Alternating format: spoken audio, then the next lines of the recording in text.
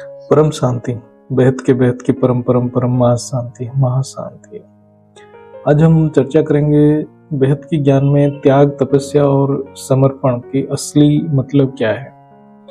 Actually त्याग और तपस्या ये दोनों बहुत इंपॉर्टेंट टॉपिक है, मतलब ये दोनों को समझना बहुत जरूरी है।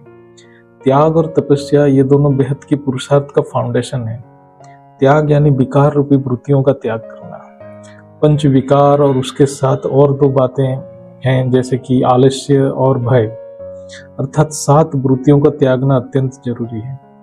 काम, क्रोध, लोभ, मोह, अहंकार, आलस्य और भय, ये सबका मूल कारण है देहाभिमान। देहाभिमान को त्यागना है तो सारे वृत्तियों त्याग हो जाता है, ये जो विकार रूपी वृत्तियां त्याग हो जाता है। स्थूल देह सारे विकार वृत्तियों का घर भी है, कारण भी है। योग का मतलब है चित्त वृत्ति निरोध, ये देहाभिमान वृत्तियों का रुक जाना ही योग है। ये रुकेगा तो आत्मा परमात्मा से कनेक्ट होगा।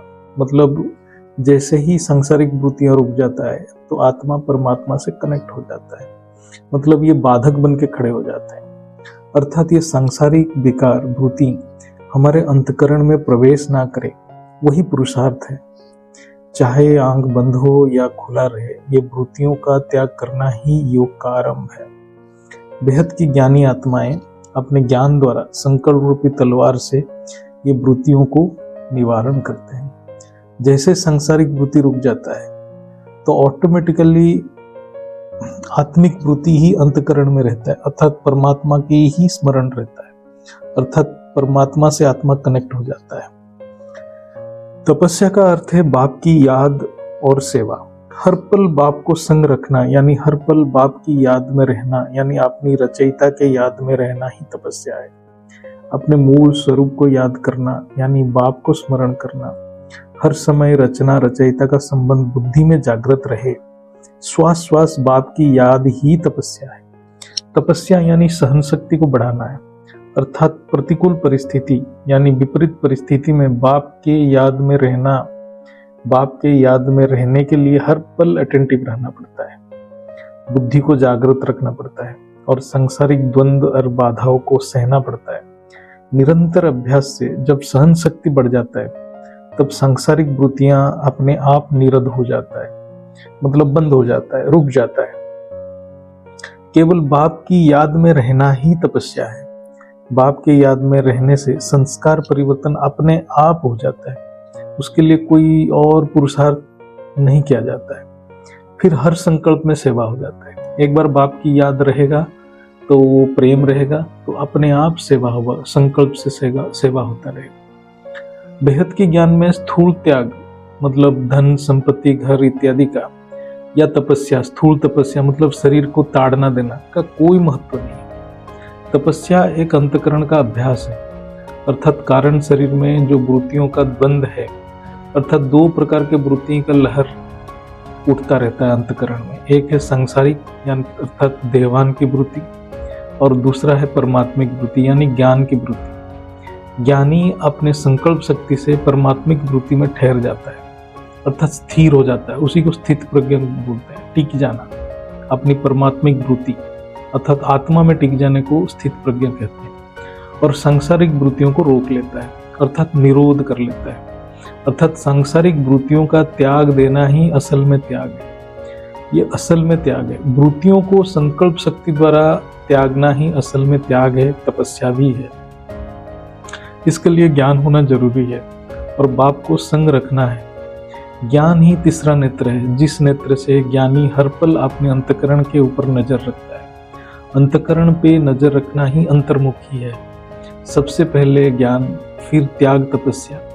बिना ज्ञान न त्याग होगा न तपस्या होगा। ज्ञान के बाद त्याग तपस्या एक साथ चलता रहता है।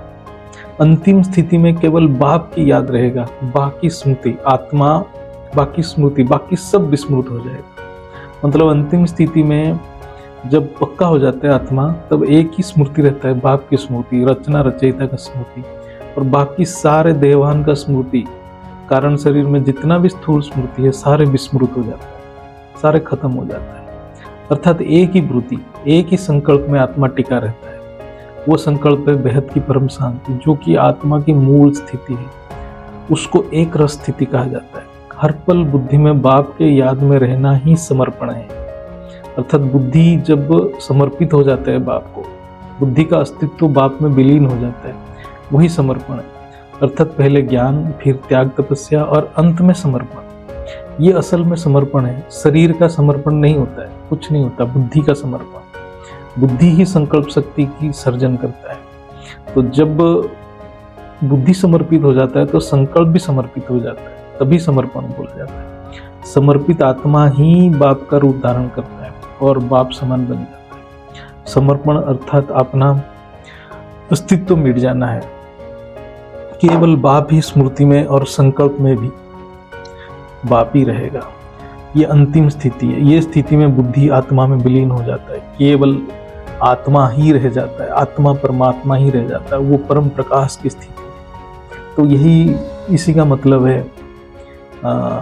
त्याग क्या है, तपस्या क्या है, समर्पण क्या है, बेहद की ज्ञान में। स्थूल में कोई समर्पण ना होता है, ना त्याग होता है, ना तपस्या होता है। ये सारे सूक्ष्म है, अंतकरण है, ये बुद्धि का खेल है। तो इसको जब समझ जाएंगे तो बाप का रूप धारण करने में बहुत आसानी होगा। तो ये पुरुषार्थ में हम सबको मदद करेगा। तो इसको हम समझ के अपने लक्ष्य की तरह आगे बढ़ते जाना है। बेहद की परम शांति, बेहद की परम शांति, बेहद की परम शांति।